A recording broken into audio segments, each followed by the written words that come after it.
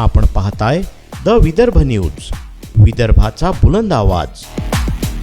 अमरावती मनपा आरोग्य विभाग अंतर्गत शहरी आरोग्य केंद्र महेंद्र कॉलनीमधील आरोग्यवर्धिनी केंद्र नवसारीमध्ये आयुक्त सौम्या शर्मा चांडक, अतिरिक्त आयुक्त शिल्पा नाईक, आरोग्य अधिकारी डॉक्टर विशाल काळे, साथरोग नियंत्रण अधिकारी डॉक्टर अकीब, वैद्यकीय अधिकारी महेंद्र कॉलनी यांच्या मार्गदर्शनाच्या माध्यमातून झोपडपट्टीमध्ये असंसर्गजन्य आजाराचं शिबिर, कुष्ठरोग तपासणी तसंच राष्ट्रीय कीटकजन्य कार्यक्रममधील संसर्गजन्य जलजन्य कीटकजन्य आजार जसे मलेरिया, डेंग्यू, चिकनगुनियाचे आजार आहे किंवा नाही यासाठी झोपडपट्टीमधील लहान मुलांपासून तर म्हाताऱ्यांपर्यंत व गर्भवती महिलांची आरोग्य तपासणी करण्यात आली. बीपी, शुगर, ॲनिमिया, रक्त तपासणी, रोगनिदान शिबिर करून शेकडो मुले व गर्भवती महिला यांनी औषधोपचार घेतला. तसंच कुष्ठरोग अधिकारी डॉक्टर विनंती नवरे यांनी कुष्ठरोगाची लक्षणं व त्याबद्दल माहिती दिली. सर्वांची तपासणी सुद्धा यावेळी केली. डॉक्टर अकीब, वैद्यकीय अधिकारी महेंद्र कॉलनी यांनी सुद्धा स्वच्छता राखून आजार होऊ नये म्हणून मार्गदर्शन केलं. डॉक्टर तौसिफ अन्सारी, वैद्यकीय अधिकारी यांनी सर्व रुग्णांना तपासून औषधोपचार केला. साथरोग नियंत्रण अधिकारी डॉक्टर रुपेश खडसे यांनी